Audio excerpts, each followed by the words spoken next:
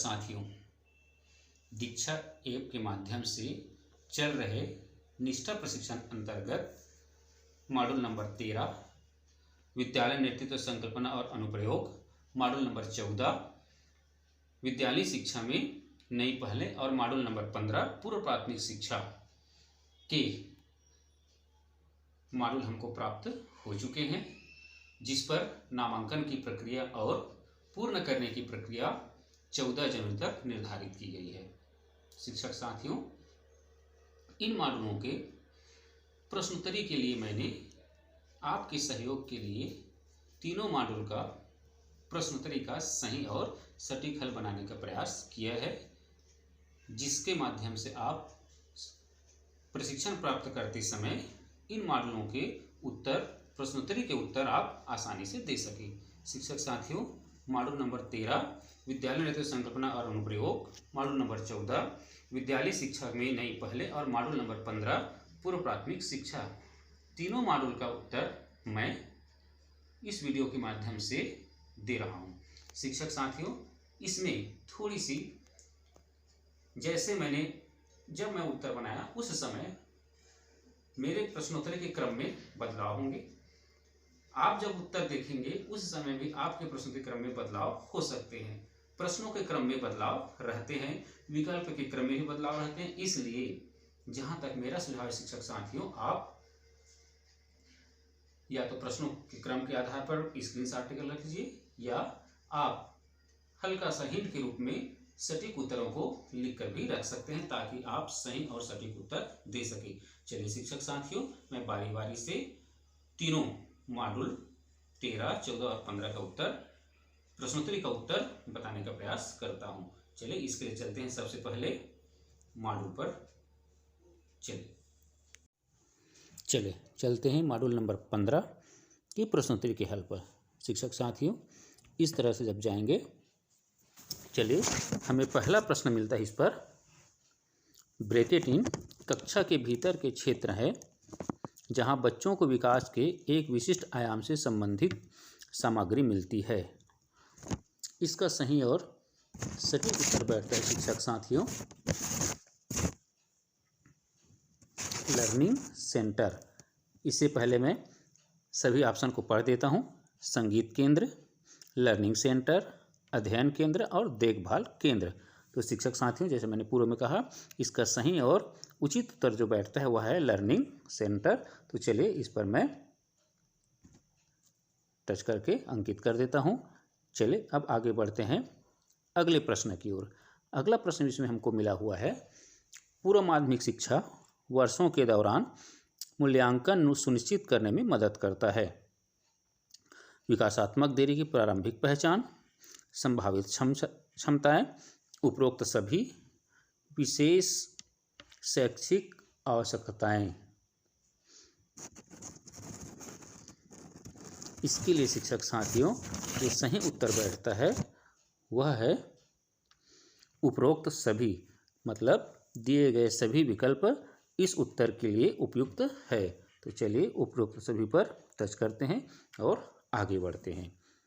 चलिए अगला इसमें हमको प्रश्नोत्तरी मिला हुआ है, निम्नलिखित में से कौन सा घटक या तत्व संयोजन या लिंकेज स्थापित करने के लिए है। इसके लिए ऑप्शन दिए गए शिक्षक साथियों, उपरोक्त सभी, प्रबंध मतलब मैनेजमेंट, स्थानीय लोकेशन या कार्य के अनुसार प्रोग्रामेटिक। इसके लिए जो सही उत्तर बैठता है शिक्षक साथियों वह है उपरोक्त सभी। इस प्रश्न के लिए भी उपरोक्त सभी दिए गए विकल्प उचित और सही बैठता है, अतः हम उपरोक्त सभी पर चिन्ह लगाकर या टच करके इसको आगे बढ़ेंगे। चलिए अब आगे बढ़ते हैं अगले प्रश्न की ओर। पूर्व प्राथमिक केंद्र आने वाले छोटे बच्चों के लिए आयु समूह क्या है। इसके लिए शिक्षक साथियों 2 से 3 साल, 3 से 4 साल, 4 से 5 साल और 3 से 6 साल उल्लेखित किया गया है। और पूर्व प्राथमिक केंद्र आने वाले छोटे बच्चों के लिए आयु समूह जो है वह 3 से 6 साल है। चलिए 3 से 6 साल पर टच करके आंसर सबमिट कर हम आगे बढ़ते हैं। अगला प्रश्न है, संज्ञानात्मक विकास के एक उप आयाम के रूप में मैथमेटिकल थिंकिंग में शामिल है। इसके लिए है मैथमेटिकल थिंकिंग, मतलब खेल के साथ में वहाँ पर पढ़ाई का भी है। तो यह है खेलना, उछलना या कूदना, आकार और स्थान की समझ या कथावाचन। इसके लिए सही उत्तर यहाँ पर शिक्षक साथियों उचित जो है वह है आकार और स्थान की समझ।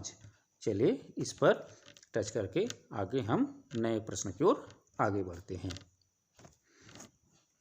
अगला प्रश्न है शिक्षक साथियों, पाठ्यचर्या चलाने के दौरान पूर्व माध्यमिक शिक्षा कार्यक्रम में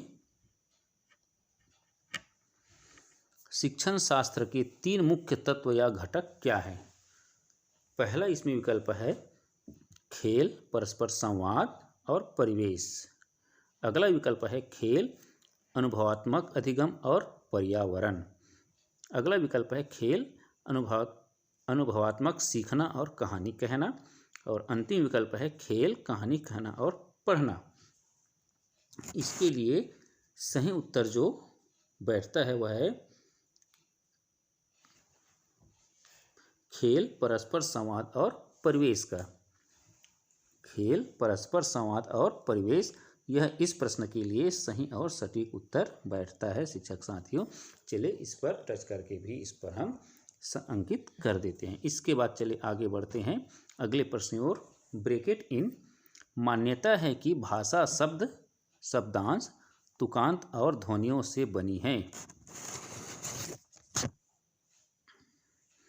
इसके लिए विकल्प दिया गया है शिक्षक साथियों, इनमें से कोई भी नहीं, मौखिक भाषा का विकास, ध्वनि जागरूकता, प्रिंट जागरूकता।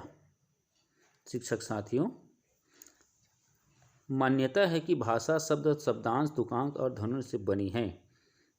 तो जहाँ तक ध्वनि जागरूकता उचित और सही उत्तर होता है इस प्रश्न के लिए शिक्षक साथियों, तो इस प्रश्न के लिए सही उत्तर होगा ध्वनि जागरूकता। चलिए इसको भी स्पर्श करके हम सही पर टिक लगाते हैं और आगे बढ़ते हैं अगले प्रश्न की ओर। हम पूर्व प्राथमिक केंद्र में बच्चों को सीखने के लिए प्रोत्साहित करते हैं। प्रश्न फिर से रिपीट कर दूं, हम पूर्व प्राथमिक केंद्र में बच्चों को सीखने के लिए प्रोत्साहित करते हैं केवल खिलौने से, एक्टिविटी वर्कशीट से, विकास हेतु खेल एवं वायु आधारित उपयुक्त गतिविधियां और सामग्री से। और अगला प्रश्न इसमें है ऑप्शन है टेबल और कुर्सी पर बैठकर काम।